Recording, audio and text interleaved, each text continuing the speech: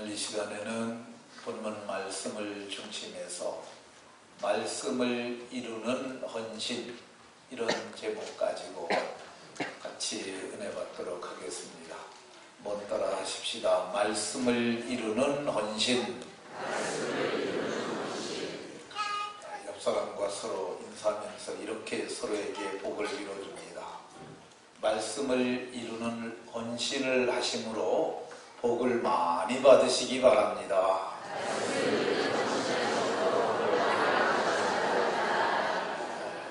말씀을 이루는 헌신을 하심으로 당대와 다음 세대에게 그리고 내세까지 복을 받으시는 복이 있으시기를 예수님 이름으로 축원합니다.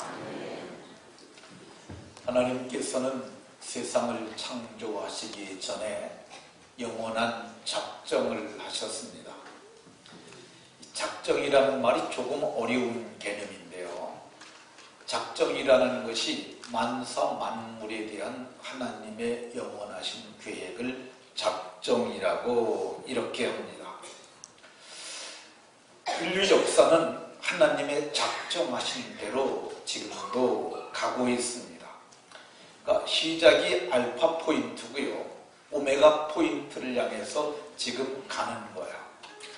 불교 역사관은 원적입니다. 돌고 도는 수레바퀴와 같다고 얘기를 하는데, 기독교의 역사관은 이게 돌고 도는 것이 아니라 시작이 있고 종말을 향해 가는 성적 역사관을 갖고 있는데, 이것이 우연이 아니라 하나님의 작정에 따라서 진행되고 있다는 것입니다. 사람들도 마찬가지죠. 지금 세상을 살아가는 사람들도 내가 왜 이렇게 악한 일을 하고 사는지 잘 몰라요. 그런데 악한 짓을 하고 사는 사람들은 심판받기 위해서 그 짓을 하는 거고요. 어떤 사람들은 착한 일을 하고 살아요. 그 이유가 뭐냐면 마지막 날에 주 예수의 날에 생명의 부활을 할 때 선한 일로 인한 보상을 받기 위함이라고 성경은 말합니다. 우리가 지금 차별금지법이라는 것을 서명받고 있는데 이건 제목부터가 아주 잘못된 거야. 이 차별금지법을 발의한 사람들은 인권을 위해서 반드시 해야 한다, 차별이 없어져야 한다, 이렇게 했는데 이건 차별을 없애는 것이 아니라 이거는 거꾸로 이 차별을 없애는 것이 아니라 차별을 만드는 거죠. 그러니까 이 법은 악법 중에 악법이에요. 이 남자와 여자는 차별이 있는 겁니다. 분명히 구별이 되지 않습니까?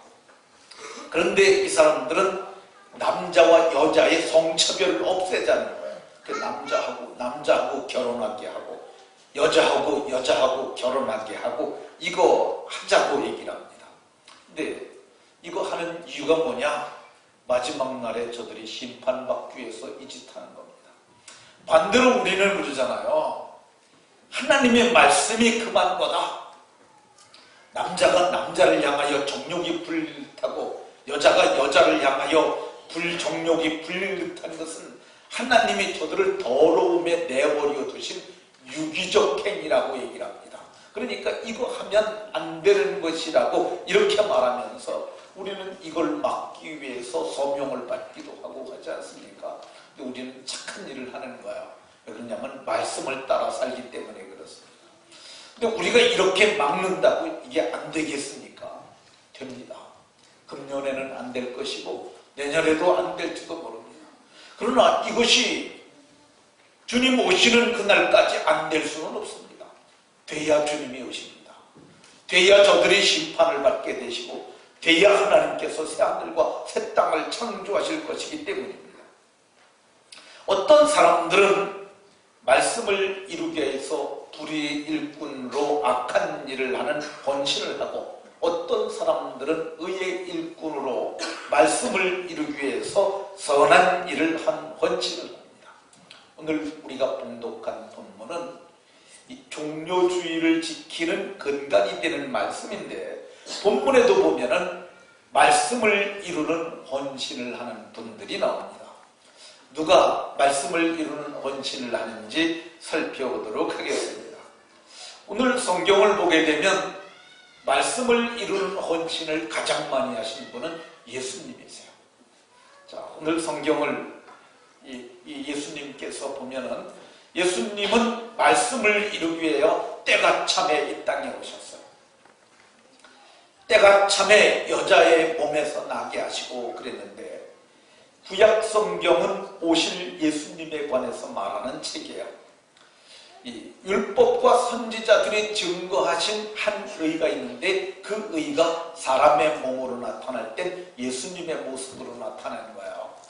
근데 예수님이 어느 날 갑자기 나타나는 것이 아니라, 자, 성경을 보세요. 갈라디아서 4장 4절을 보면 때가 참에, 그러니까 예수님은 하나님의 스케줄을 따라서, 하나님의 작정하신 경륜을 따라서 오신 거예요. 요한복음 2장을 이따가도 말할 건데, 요한복음 2장에 보면은 예수님이 이런 말을 하세요. 내 때가 아직 이르지 않았나이다. 이 말은 예수님은 하나님이 정하신 시간표에 따라서 이렇게 사셨던 것을 볼 수가 있습니다.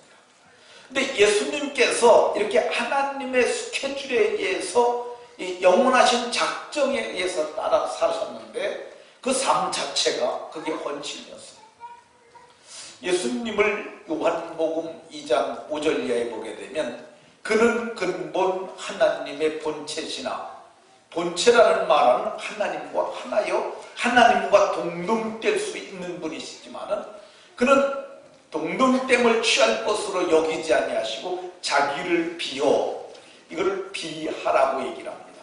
그러니까 자기를 비어 종의 형체, 그 사람의 모습으로 나타나셨는데, 이것이 헌신이죠. 하나님이 사람의 몸을 입고 여자의 몸에서 나신 것, 이거는 헌신 중에 최고의 헌신이라 할 수 있습니다.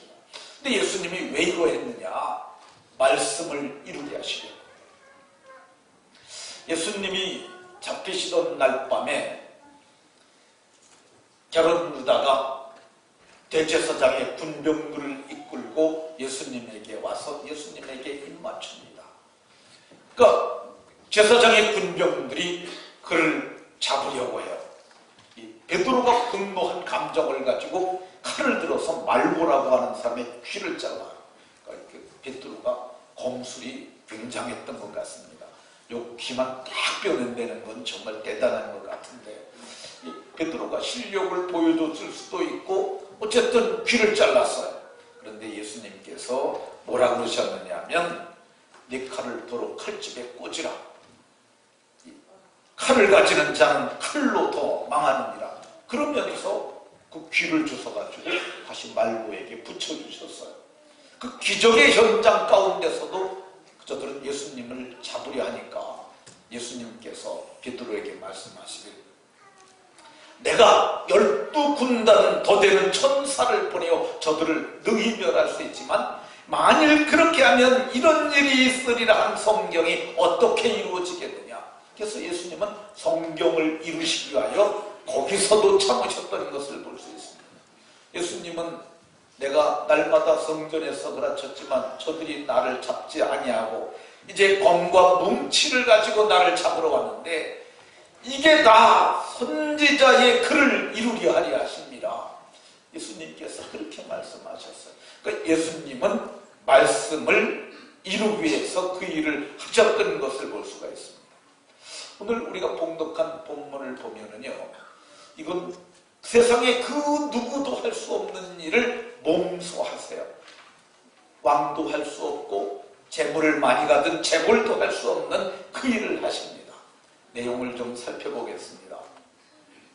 감람산 벳바게라고 하는 곳에 예수님께서 오셨을 때 제자 2명을 부르면서 말씀하셨어요. 맞은편 마을로 가라. 거기에 가게 되면 매여있는 나귀와 나귀 새끼를 보게 될 것이다.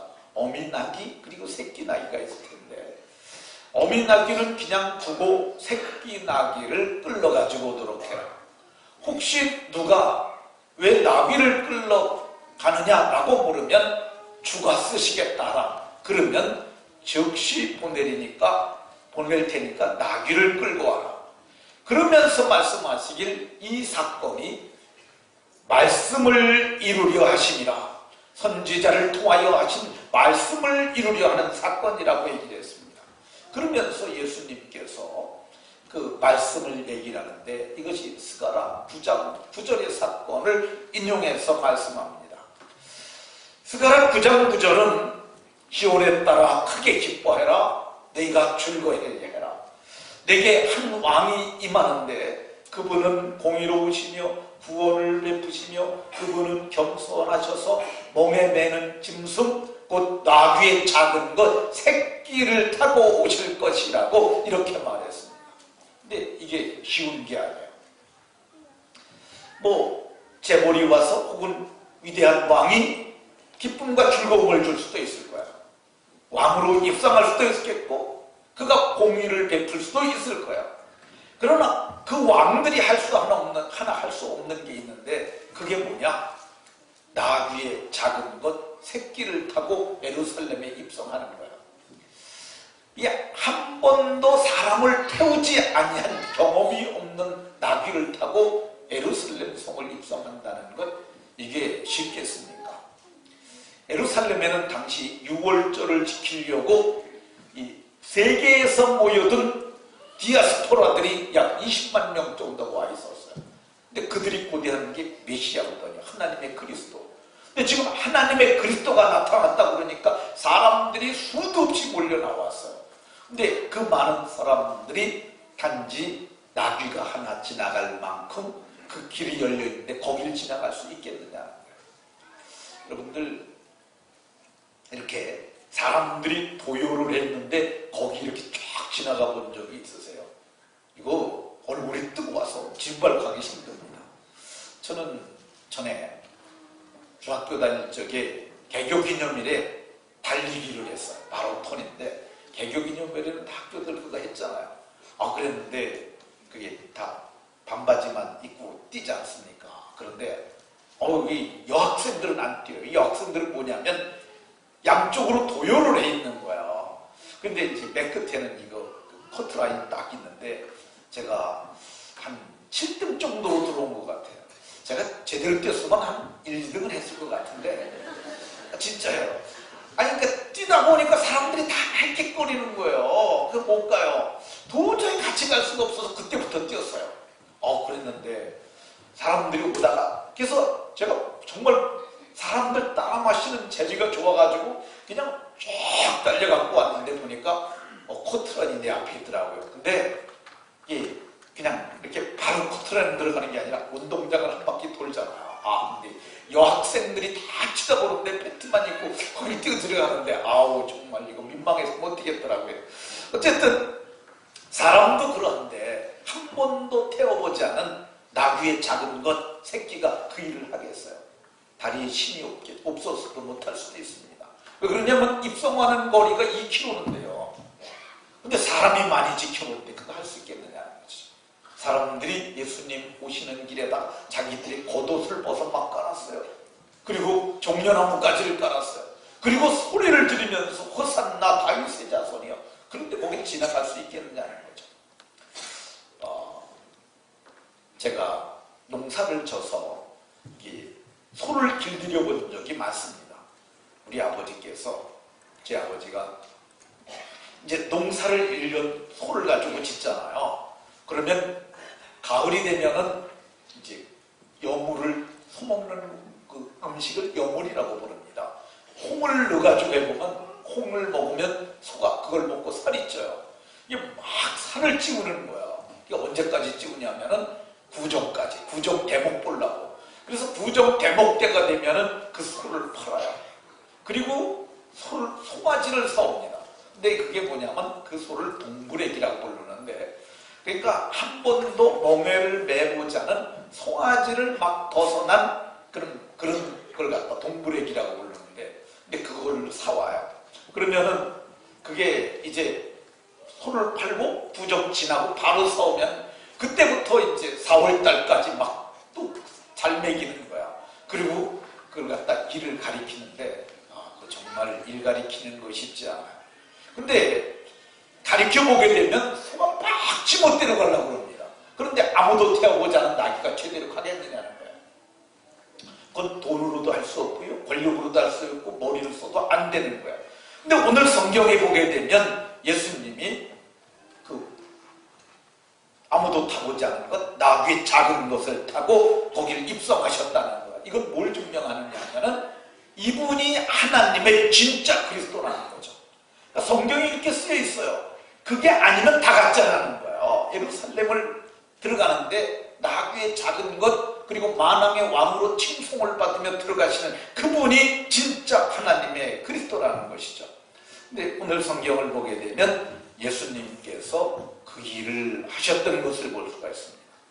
그래서 예수님께서는 만천하의 스가랴 선지자가 말했던 하나님의 그리스도며 만왕의 왕이심을 정말로 보여주신 것이죠. 그러니까 예수님이 몸으로 이 말씀을 이루셨으므로 우리는 그 은혜를 인하여 믿음으로 구원을 얻게 되는 줄로 믿으시기 바랍니다. 예수님께서는 계속 몸으로 말씀을 이루는 일을 하셔서 마침내 십자가에 대속하심으로 우리는 속량 곧 죄사함을 받게 되는 줄로 믿으시기 바랍니다. 그분께서 몸소 자신의 몸을 가지고 말씀을 이루는 일을 하셨으므로 그래서 우리는 마지막 날에 그분의 몸과 같이 영광의 몸의 형체와 같이 놀랍게 변해서 영광에 참여하게 되는 은혜를 입게 되는 줄로 믿으시기 바랍니다. 자, 누가 말씀을 이루는 헌신을 했냐? 오늘 성경에 보면 예수님의 두 제자가 했어요. 예수님께서 맞은편 마을로 가라. 근데 거기 가게 되면 나귀가 메어 있는 걸 볼 텐데 그 나귀의 작은 것 새끼를 갖다 고삐를 끌어가지고 와라. 그러면 주인이 나타나서 말하기를 이거 왜 끌어가느냐? 그러면 주가 쓰시겠다 하라. 그러면 즉시 보낼 테니까 그걸 끌고 오라고 말했어요. 근데 오늘 성경을 보게 되면 그것이 스가랴 선지자로 예언된 것인데 오늘 제자들이 그 말을 그대로 했어요. 아이 예수님 왜 하필 나귀를 타려고 드세요? 말 타세요 말. 뭐 이렇게 말할 수도 있었는데 그들은 그렇게 말하지 않았어요. 왜 그러느냐 하면 말씀을 이루는 헌신, 말씀을 이루어야 될 것을 알았기 때문에 그대로 순종했던 것을 볼 수가 있습니다. 말씀을 이루기 위해서 그분의 말씀을 따르는 것, 이걸 우리는 순종이라고 합니다. 예, 말씀을 이루는 헌신이 곧 순종인 줄로 믿으시기 바랍니다. 요한복음 2장에 보면 갈릴리 가나의 혼인잔치가 나옵니다. 근데 그 혼인잔치에 예수님도 청함을 받았고 예수의 모친도 청함을 받았는데 예수님이 제자들을 다 데리고 참석을 했어요. 아마 결혼 예식이 굉장히 큰 예식이었던 것 같아요. 근데 잔치 중에 그만 포도주가 떨어졌어요.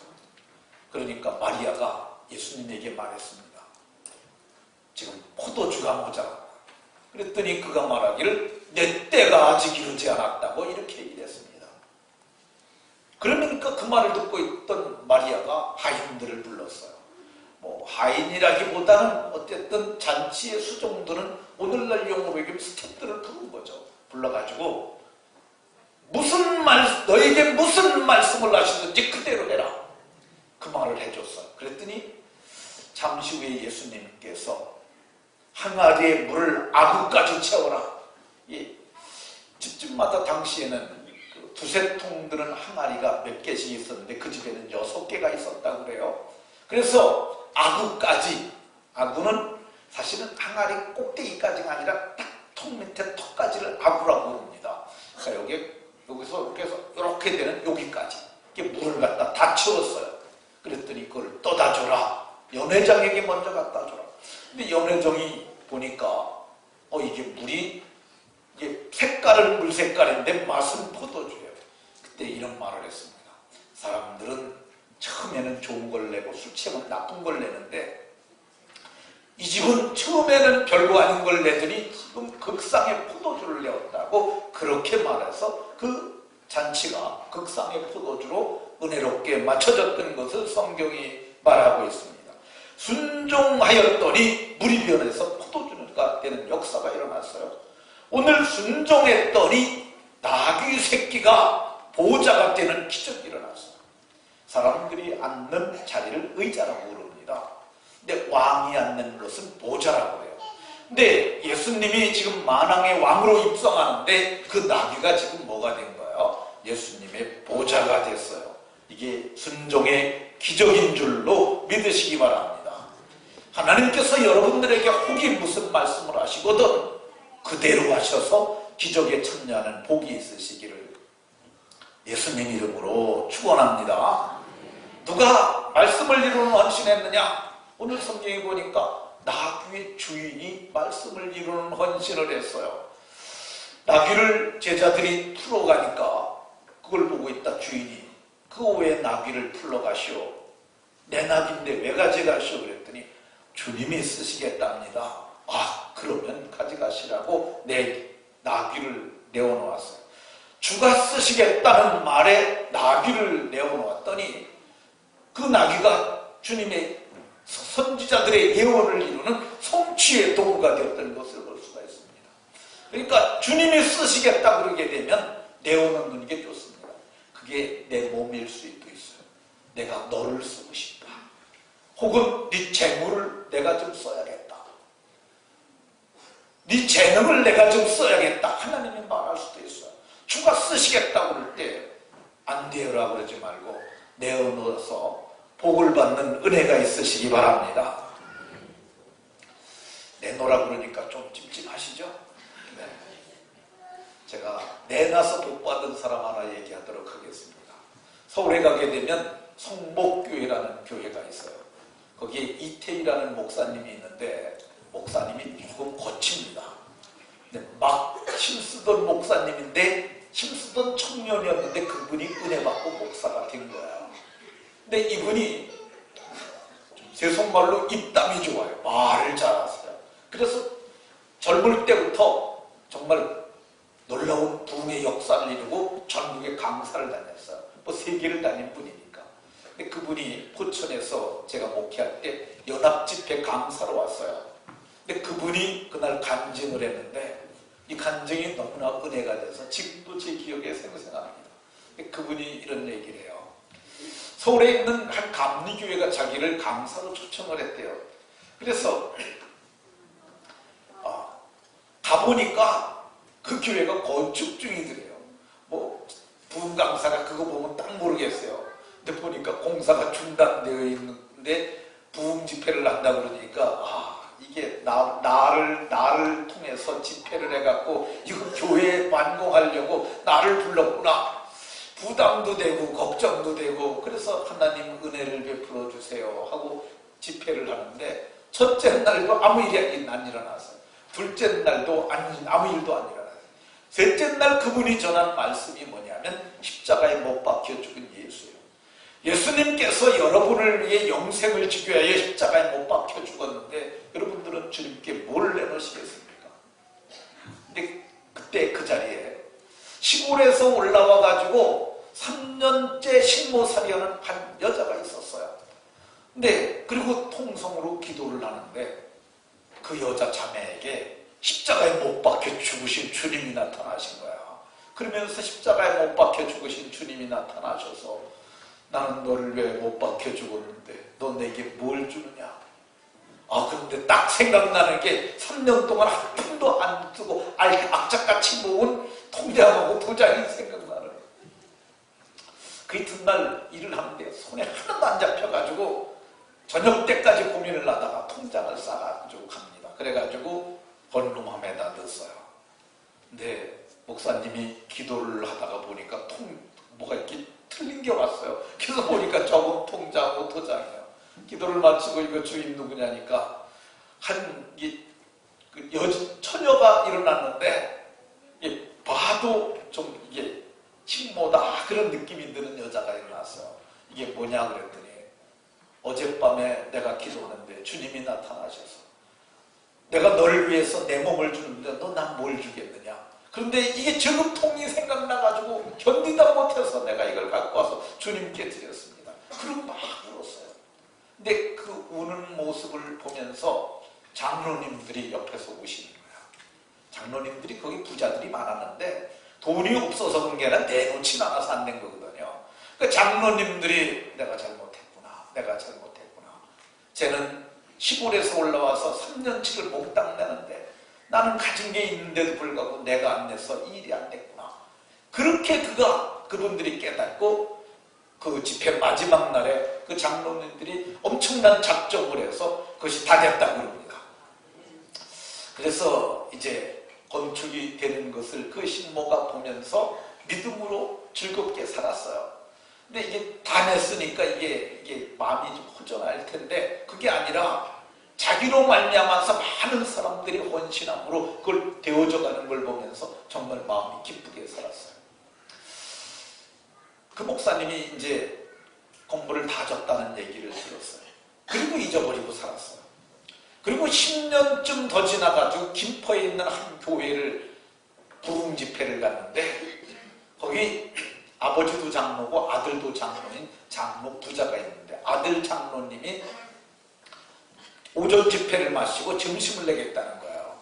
그래서 식당에 갔습니다. 정말 풍성한 음식을 뭐 사장님이라 그래서 좋은 음식 해서 맛있게 많이 먹었는데 식사를 한 후에 그 여자 집사님이 그러니까 장로님 부인이 독대를 청하는 거예요. 목사님 단둘이 좀 드릴 얘기가 있습니다. 그래서 시아버지 장로님도 나가고 아들 장로님도 나갔는데 둘이 있는데 보따리 2개를 꺼냈어요.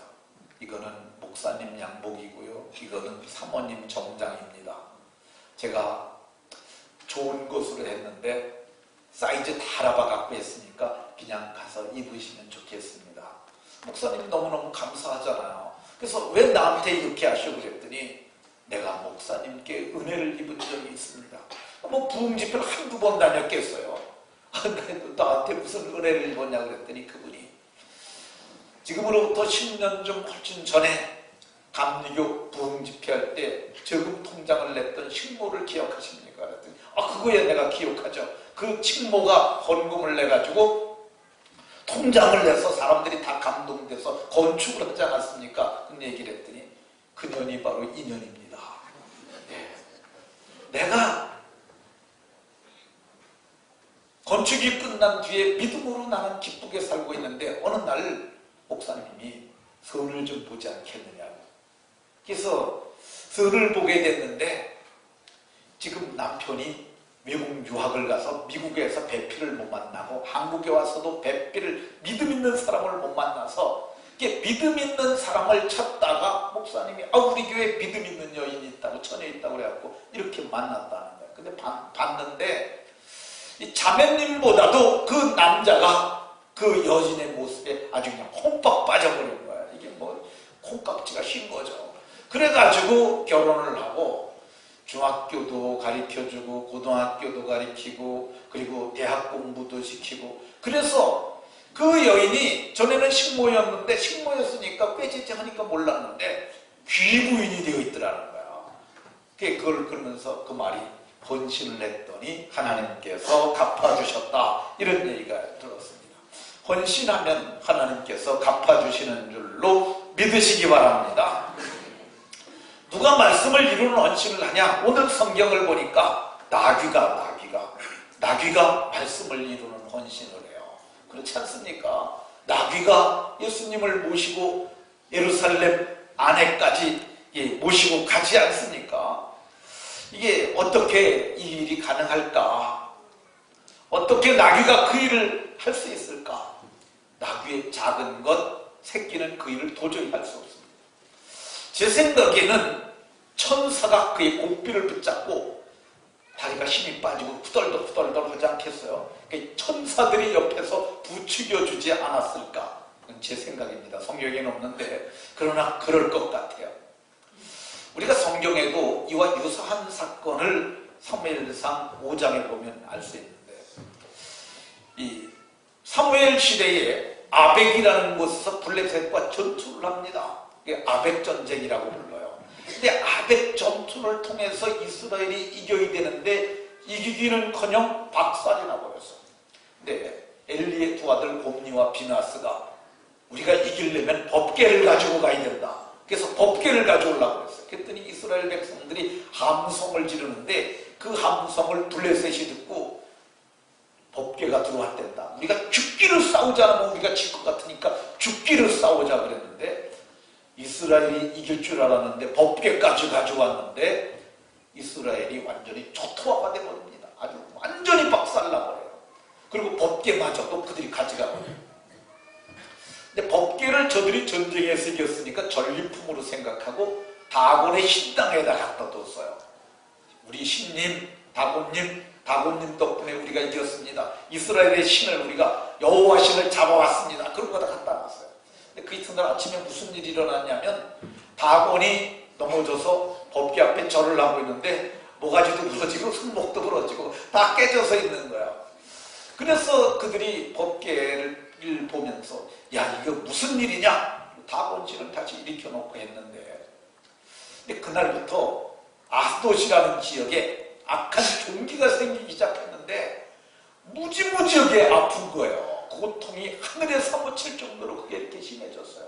그러니까 사람들이 이거 우리가 잡아온 이스라엘의 신 때문이 아니냐. 그러니까 가드 사람들이 에이 무슨 그것 때문에 그러냐. 그러니까 그러면 니네가 가져가라. 그래서 그쪽으로 옮겨놨더니 거기가 또 완전히 악한 종기로 난리가 났어요. 그러니까 봐봐라 이거 이스라엘의 신이 그런 거 아니냐 했더니 에글론 사람들이 그런 리가 있겠느냐. 거기다 갖다 놨더니 거기마저도. 그래서 이 블레셋의 5지방이 완전히 초토화가 됩니다.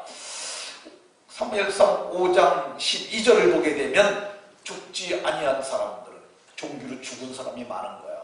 그리고 그 사람들이 너무너무 고통이 심해서 부르짖음이 하늘에까지 닿았다 그럽니다. 그러니까 이거 어떻게 하면 좋겠냐? 그랬더니 그들의 복술자와 제사장들이 만약에 이게 정말 여호와 신으로 말미암았다면은 우리가 한번 시험을 해보자. 그게 뭐냐면 전나는 암소에게 멍에를 메워가지고 그 수레에는 우리가 저들의 신에게 보내는 신물을 담고 그래가지고 송아지를 띄워서 뒤에다 놔보자는 거예요. 그리고 곡기를 아무도 잡지 말아보자는 거예요.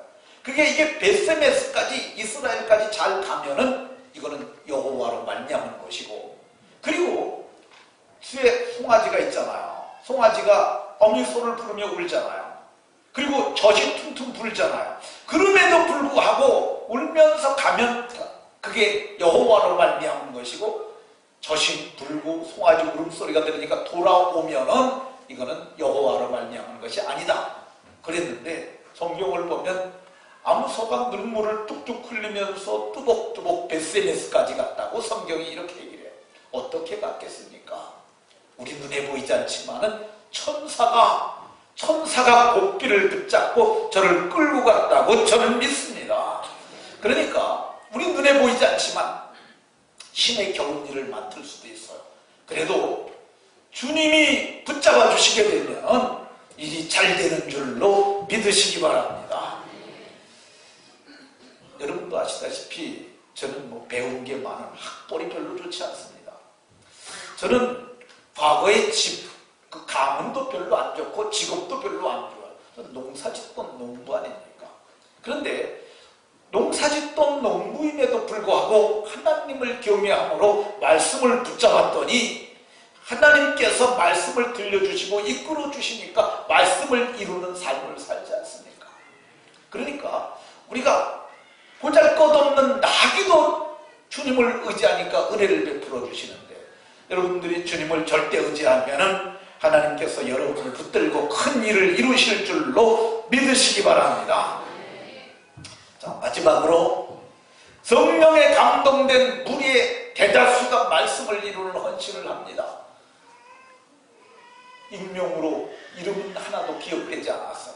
그렇지만 그들이 주님의 예루살렘 입성을 이루는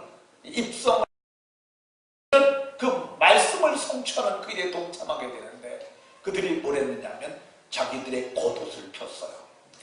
이 겉옷을 펴서 가는 길에다가 길을 만들었어요. 그리고 종려나무가지를 벼다가 귀에 깔았어요. 이거는 자기의 최고의 존경의 의미를 표시하는 겁니다. 옛날에 예후가 왕이 될 때, 왕을 추대할 때 그 옆에서 그를 추대하던 자들이 옷을 다 대돌에 벗어놓고 그 위에 앉히고 예후는 왕이라고 그랬는데, 이게 왕에 대한 극상의 존경의 표시예요. 이 옷이 우리는 뭐 별거 아니잖아요. 여러분들 옷 많잖아요. 지난 주 중에 여기 옷 1층에 옷 무지무지 많았는데 그거 다 고물상으로 해갖고 어떻게 처리한 것 같은데, 그래서 제가 오늘 그랬습니다. 다음에는 땡처리 할 적에는 그렇게 고물상 주지 말고 그 로비에다 쫙 펴놓고 가져갈 사람들 하나에 550만 만 내고 가져가라고 그래라. 그러면 그게 더 좋지 않겠냐 이런 얘기를 했는데, 어쨌든 요즘에는 뭐 우리 정말 세계에서 가장 좋은 옷을 우리가 거의 만들 정도로 이렇게 중공업이 발달하게 됐는데, 근데 그때는 옷이 얼마만큼 귀했느냐면요, 이 저당포에다가, 우리 요즘도 전당포가 있더라고요. 근데 저당밥 잡는 물목 중에서 저녁 때는 반드시 돌려줘야 되는 물목이 이 겉옷이에요. 왜 그러냐면 겉옷은 한 자락은 펴고 한 자락은 덮으면 이게 이불이 되는데, 가난한 자는 하나밖에 없는 사람들은 그럼 잠중에 어떻게 자겠느냐는 거예요. 그럼 그들이 여호와께 부르짖게 되면 내가 너희를 오히려 징치하겠다 그래서 저녁까지 두면 안 되는 거야. 근데 자기들의 가장 귀한 옷을 벗어서 깔고 주님을 영접하는 헌신을 했습니다. 오늘 성경을 보게 되면 무리의 대다수는 또 주님을 따라가면서 호산나, 호산나. 이 호산나라는 말은 주여 우리를 구원하소서 그러는데, 구원의 주로 알고 이제 며칠 뒤면 구원이 이루어지는데 그것을 바라면서 성령의 감동으로, 이건 제정신으로 하는 게 아니에요. 사람들이 막 이렇게 하니까 말리는 사람들이 있었어요. 그때 뭐라고 그랬냐면, 니네들이 주를 찾아가지 아니하면 돌들이 소리를 지르리라. 제가 뭐 호라고 그러면 좀 그런데 제 호가 성석입니다. 성석. 거룩한 돌이 아니라 소리 지르는 돌. 저는 소리 지르는 돌이라고 제가 스스로 그렇게 하는데, 근데 저들이 성령의 감동으로 호산나 다윗의 자손이에요. 다윗의 자손이라는 말은 성경에 다윗을 통하여 메시아가 오리라는 그 예언의 성취를 이루는 진정한 구원의 주라고 저들이 말씀을 이루는 헌신의 찬양을 했던 것을 볼 수가 있습니다. 찬양은 몸으로 드리는 최고의 헌신의 모습일 수 있습니다. 그리고 저들이 예수님을 보고 뭐라고 그랬느냐면 나사렛에서 나온 선지자 예수라고 얘기를 합니다. 사람들은 나사렛에서 무슨 선한 게 날 수 있겠느냐 그랬는데, 성령의 감동받은 자들이 나사렛에서 나온 선지자 예수라. 예수님은 하나님의 그리스도인데, 하나님의 그리스도는 세 가지 직분을 다 가져야 했어요. 하나는 뭐냐면 왕. 예수님은 만왕의 왕이시죠. 왕으로 입성하시잖아요. 그리고 예수님은 제사장으로 백성들의 모든 죄를 지시고 하늘의 지성소에 들어가셔서 자기 몸을 영원한 속죄 제물로 내어놓으심으로 영원한 속죄를 단번에 이루시잖아요. 그리고 예수님은 선지자예요. 하나님의 뜻을 풀어서 백성으로 하여금 마땅히 행할 길을 알게 하는 그 선지적 삶을 마지막으로 사는데, 저들이 성령의 감동되어 베드로가 제정신이 아니어서 했던 것처럼 주는 그리스도시요 살아계신 하나님의 아들이라고 했는데, 예수님 그랬잖아요. 그 네 정신으로 한 게 아니다.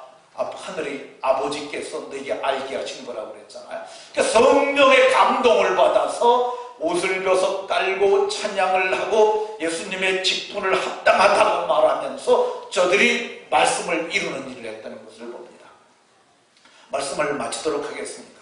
우리도 세상을 살아가는데 가치 없이 살 수도 있고 가치 있게 살 수도 있습니다. 가치 있게 사는 삶이 뭐냐? 말씀을 이루는 삶이에요. 저와 여러분들이 모두가 말씀을 이루는 삶을 사심으로, 말씀을 이루는 헌신을 하심으로 여러분 당대가 복을 받고, 여러분 때문에 많은 사람들이 복을 받고, 그리고 주님의 주의 책에 여러분의 헌신을 기억하시고 주의 나라에서는 갚아주시는 복이 있으시기를 예수님 이름으로 축원합니다. 기도하겠습니다.